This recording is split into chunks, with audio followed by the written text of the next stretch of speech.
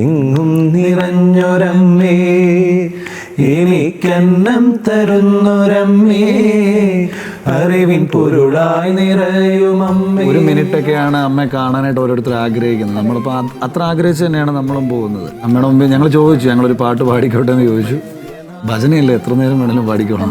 എന്നും നിൻ ദിവ്യനാമങ്ങൾ പാടാൻ, ഉള്ളിൽ നിൻ മഞ്ജുരൂപം തെളിയാൻ. നിങ്ങൾ ഈ പുതിയ തലമുറയെ കയ്യിലെടുത്തു എന്ന് പറയുന്നതിന് പിന്നിലുള്ളതും ഈ സിനിമാ ഗാനങ്ങളും കൂടിയാണ് അല്ലേ?